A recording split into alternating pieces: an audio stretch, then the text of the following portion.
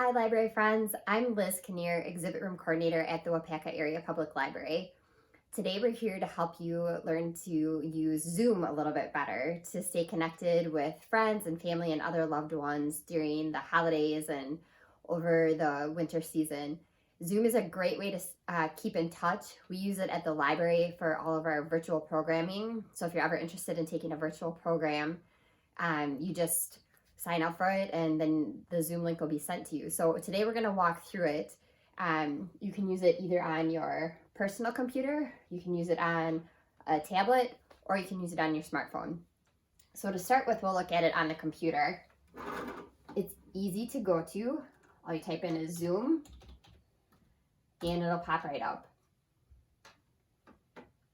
If you are going to be the one setting up the meeting, you need to make an account, and to use the meetings as well, you need to make an account. So you just go onto their website, go to my account, and then it'll allow you to set it up.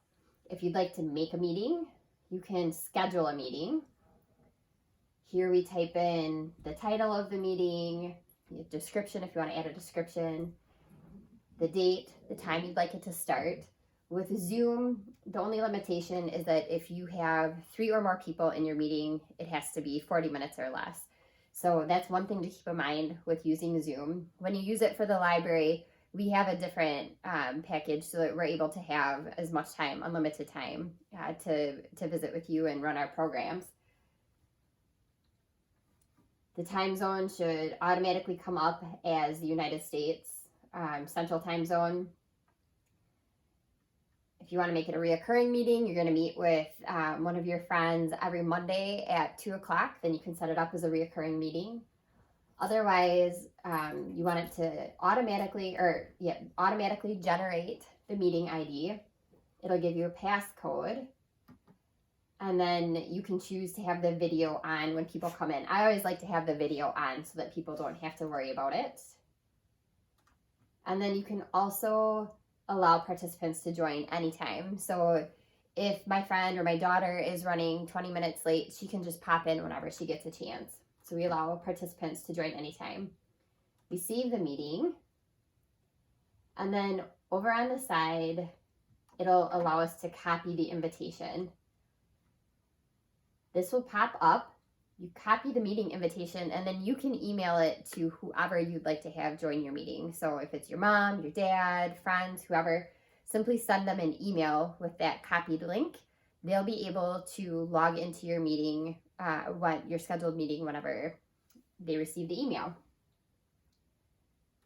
When you would like to join a meeting, you just go over here. You can either enter it if you have one. Oops, back to my account.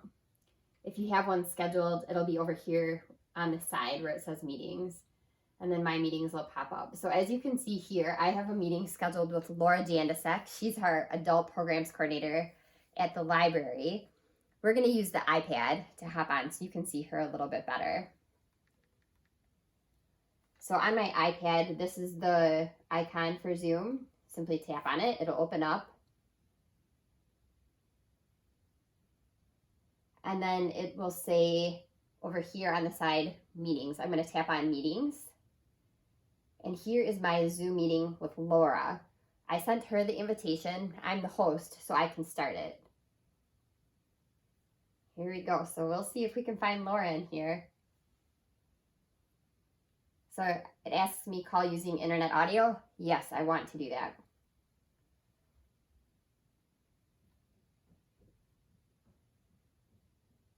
Oh, do we have Laura?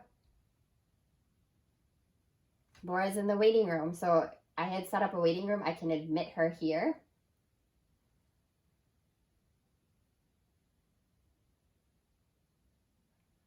Hi, Laura. There you are. Hi there. How are you? I'm good. Good. So we're just telling our library friends how to use Zoom. Do you have any tips or tricks that you like for Zoom? Well, I mean, if you wanted to go to Zoom 201, you can put in a different background. Okay. if you wanted to kind of make it fun for the holidays, you could add your own picture as your background, or Okay. you can the images that they have. But Okay. that might yes. Okay.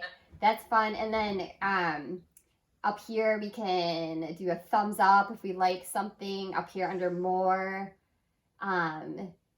we can clap our hands. Like if we're really excited for Laura, we can clap our hands, which is always fun.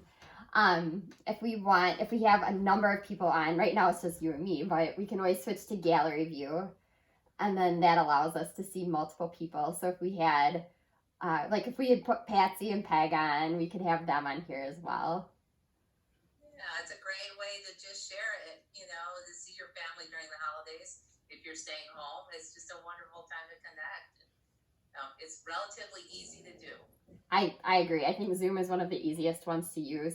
There's a little bit of a learning curve, but I think the best way to do it is if you're feeling nervous about it, find someone who knows it well and then set up a test with them. So I've done this a couple of times with some of our volunteers at the library, just to troubleshoot it. So, like if you have a relative that's really good at it or a friend that's good at it, just say, hey, can we set up a test meeting and set up the test and then run through it with them until you're comfortable and know what to do. Yeah, and just have fun with it. You can't, It's you a just got to just have fun with it. exactly. It's a learning curve this year, right? So it's good to learn new things. All right. Well, it's good to talk to you, Laura. Library friends, it's always good to see you guys. So get those Zoom calls in, stay safe, and maybe we'll see you. And look for library programs that we're doing on Zoom. I was just going to say, maybe we'll see you on Zoom soon, which would be fantastic. Yep, we've got book clubs monthly and other things that are going on virtually, and it's a great way to connect, I agree. Good time. Yep, we miss everybody. So even if it has to be through a screen, we're still happy to see you. It's better than nothing, right? That's right. All right. Thanks, Laura. All right. Bye, library friends. We'll see you soon.